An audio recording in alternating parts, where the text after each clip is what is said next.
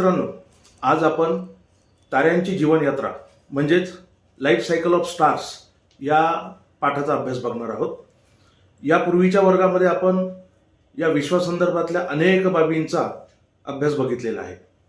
आज आपण ताऱ्यांचा जन्म आणि ताऱ्यांच्या संदर्भातल्या इतर महत्त्वाच्या म्हणजे जीवन प्रवासाचा अभ्यास या ठिकाणी करत आहोत. आपण जाणतो की आपल्या सूर्यमालेमध्ये मध्यस्थानी असणारा सूर्य आणि या सूर्याभोवती परिभ्रमण करणारे ग्रह अशी आपल्या सूर्यमालेची रचना आहे. आपल्या सूर्यमालेत असणाऱ्या ग्रहांना त्यांचे उपग्रह देखील आहेत. त्यांना आपण चंद्र असे म्हणतो. पृथ्वीला एकच चंद्र आहे. काही ग्रहांना 60 पेक्षा जास्त, काही ग्रहांना 80 पेक्षा जास्त. याचा सखोल अभ्यास आपण यापूर्वीच्या वर्गामध्ये केलेला आहे. आज आपल्याला या विश्वामध्ये जे तारे असतात या ताऱ्यांचा जन्म आणि त्यांचा जीवनक्रम कसा असतो याचा अभ्यास या पाठामध्ये पाहायचा आहे. विद्यार्थी मित्रांनो, आपली जी सूर्यमाला आहे ही सूर्यमाला आपल्या आकाशगंगेच्या एका भागात स्थित असणारी सूर्यमाला आहे. म्हणजे काय तर आपला सूर्य आणि सूर्याभोवती फिरणारे आपले ग्रह असे मिळून आपली सूर्यमाला तयार होते. अशा अब्जावधी सूर्यमाला मिळून एका दीर्घिकेची रचना होत असते. आपला सूर्य आणि आपली सूर्यमाला ज्या दीर्घिकेत आहे त्या दीर्घिकेचं नाव मंदाकिनी आहे. तिला इंग्रजीमध्ये आपण मिल्की वे असं म्हणतो. सूर्याला या दीर्घिकेमध्ये जर दाखवायचं जर झालं तर अगदी एखादा छोटासा बिंदू द्यावा इतका छोटं स्थान त्याला आपल्या या दीर्घिकेत देता येईल. या विश्वामध्ये अशा अब्जावधी दीर्घिका आहेत. म्हणजे आपल्याला लक्षात येईल की हे विश्व किती अफाट आहे. आपल्या कोणत्याही एखाद्या दीर्घिकेमध्ये जेव्हा अनेक तारे असतात या ताऱ्यांच्या दरम्यान इंटरस्टेलर क्लाउड्स म्हणजे ज्यांना आपण आंतरतारकीय मेघ असं म्हणतो.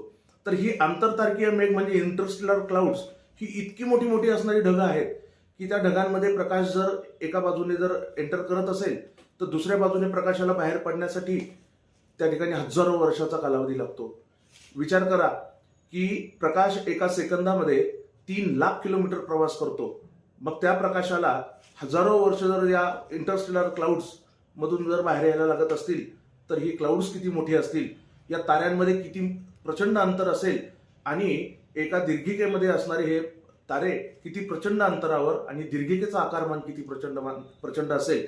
म्हणजेच हे विश्व किती अफाट आहे हे आपल्याला इथे लक्षात येतं.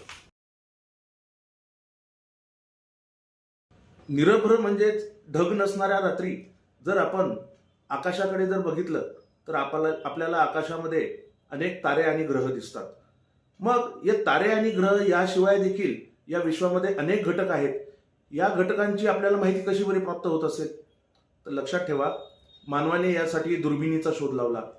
दुर्बिणींच्या साहाय्याने या अशा खगोलीय पिंडांचं आपण अवलोकन करत असतो, निरीक्षण करत असतो आणि त्यांची माहिती देखील मिळवत असतो.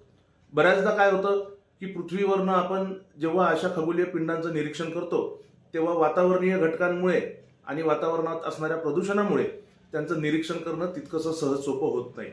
म्हणून आपण अवकाशामध्ये देखील काही दुर्बिणी स्थित केलेल्या आहेत. त्या दुर्बिणीत वेळोवेळी त्या ठिकाणच्या या खगोलीय पिंडांची चित्र आणि इतर माहिती आपल्याला पाठवत असतात. पृथ्वीवर देखील आपण वेगवेगळ्या प्रकारच्या टेलिस्कोप्सला स्थित केलेलं आहे.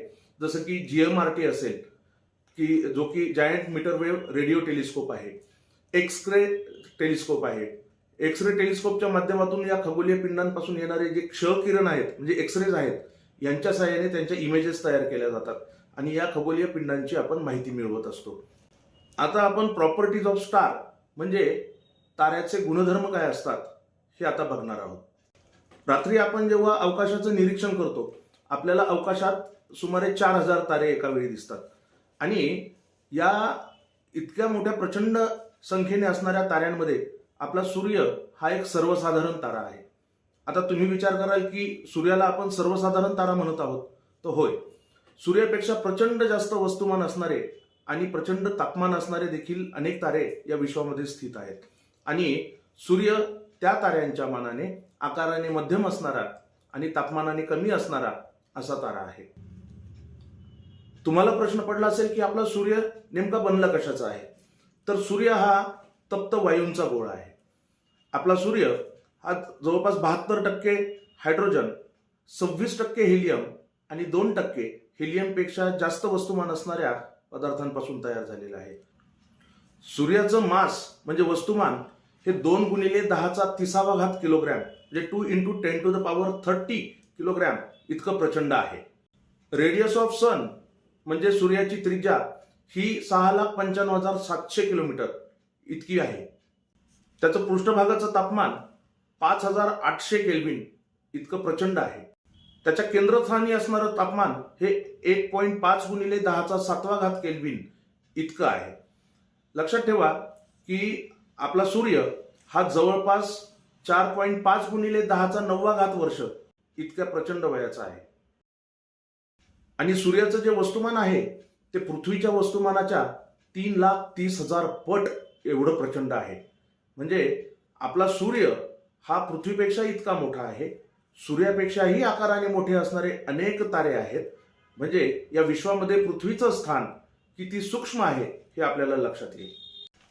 केवळ आकारमानाचाच विचार नव्हे तर जर आपण पृथ्वीची त्रिज्या आणि सूर्याची त्रिज्या यांची जर तुलना केली तर सूर्याची त्रिज्या ही पृथ्वीच्या त्रिज्येच्या 100 पटीने अधिक आहे. म्हणजे सूर्याचा आकार हा किती प्रचंड असावा हे आपल्याला लक्षात येईल. विश्वामध्ये स्थित असणारे इतर तारे आणि सूर्य यांची जर आपण तुलना केली तर साधारणतः सूर्याच्या वस्तुमानाच्या 10 पटीने कमी इतकं कमी वस्तुमान असणारे काही तारे या विश्वामध्ये अस्तित्वात आहेत.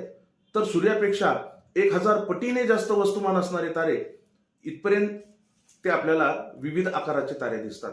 एवढंच नाही, जर आपण रेडियस जर बघितला म्हणजे त्रिज्या जर बघितली तर सूर्याच्या त्रिज्येच्या 10 पटीने कमी त्रिज्या असणारे तारे आणि सूर्याच्या त्रिज्येच्या 1000 पटीने जास्त त्रिज्या असणारे तारे इतकी विविधता ताऱ्यांच्या आकारामध्ये आपल्याला या विश्वामध्ये दिसून येते. सूर्य आणि इतर तारे यांच्या निर्मितीपासून ते आतापर्यंतचं आयुष्य हे काही लाख वर्ष ते काही अब्ज वर्षापर्यंत असू शकतं. आपल्या सूर्याचे आयुष्य किती आहे या संदर्भात शास्त्रज्ञांनी जे विविध प्रयोग करून बघितले, या प्रयोगांती त्यांना असं लक्षात आलं की जर सूर्याच्या निर्मितीपासून सूर्याच्या रचनेमध्ये जर काही बदल घडले असते तर त्यानुसार पृथ्वीमध्ये देखील ते बदल आपल्याला दिसून आले असते. शास्त्रज्ञांच्या अभ्यासानुसार पृथ्वीच्या निर्मितीपासून या पृथ्वीमध्ये असे कोणतेही बदल झाले नाहीत. म्हणजे आपल्या सूर्याच्या निर्मितीला जवळपास 4.5 अब्ज वर्ष झाले. तेव्हापासून या सूर्याच्या रचनेमध्ये कुठलाही बदल आपल्याला झालेला दिसत नाही. याचा अर्थ आपला सूर्य जसा जन्माला आला आतापर्यंत तशाच सगळ्या गुणधर्मांचा आहे. परंतु शास्त्रज्ञांच्या एका कयासानुसार पुढील 4.5 अब्ज वर्षांमध्ये मात्र या सूर्यामध्ये आपल्याला काही बदल दिसतील. म्हणजे या सूर्याच्या जीवनक्रमामधला पुढचा टप्पा दिसेल असं आपल्याला म्हणता येईल. या ठिकाणी आपण थांबूया. पुढील तासामध्ये आपण ताऱ्यांच्या जन्माविषयीची माहिती बघणार आहोत. धन्यवाद.